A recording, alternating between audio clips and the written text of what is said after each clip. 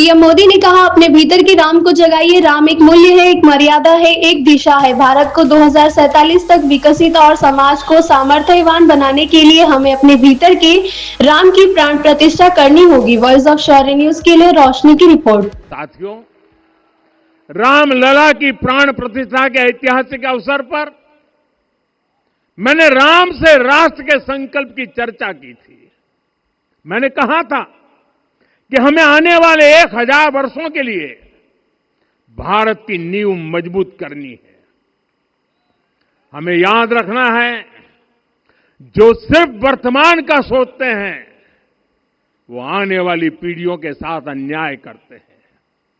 हमें वर्तमान के साथ साथ भावी पीढ़ियों के बारे में भी सोचना है, क्योंकि हम जब नहीं थे ये देश तब भी था, जब हम नहीं रहेंगे ये देश तब भी रहेगा।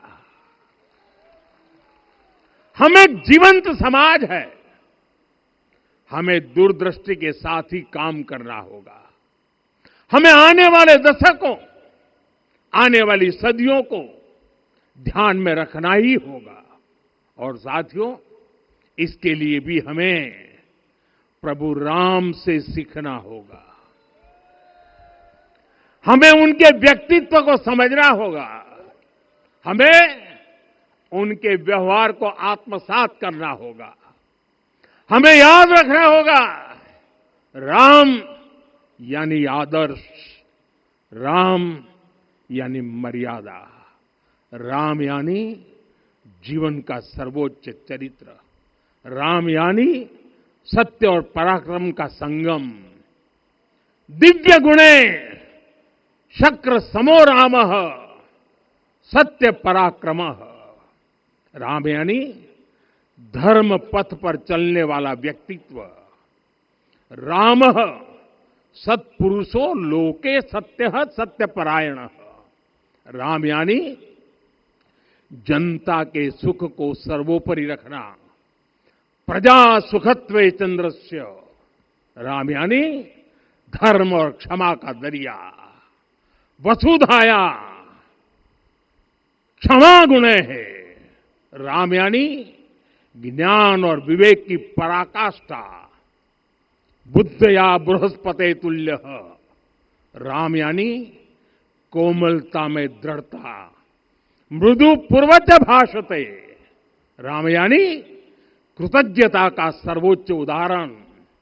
कदाचन नोपकारेण कृति नैकेन तुष्यति। राम यानी श्रेष्ठ संगति का चयन। शीला वृद्धे ज्ञान वृद्धे वयोवृद्धे च सज्जनई। राम यानी विनम्रता में महाबल। वीर्यवान च वीर्येण महता स्वेन विस्मितः। राम यानी सत्य का अडिग संकल्प। न च अनुत्र कथो विद्वान। राम यानी जागरूक, अनुशासित और निष्कपट मन। निस्तिंद्र अपम्रत च स्वदोष परदोषवित। साथियों, राम सिर्फ एक व्यक्ति नहीं, राम एक मूल्य है, एक मर्यादा है, एक दिशा है। अगर भारत को साल 2047 तक विकसित बनाना है, अगर समाज को सामर्थ्यवान बनाना है, तो हमें अपने भीतर राम को जगाना होगा। हमें अपने भीतर के राम की प्राण प्रतिष्ठा करनी होगी। और इस संकल्प के लिए आज से बेहतर दिन और क्या हो सकता है।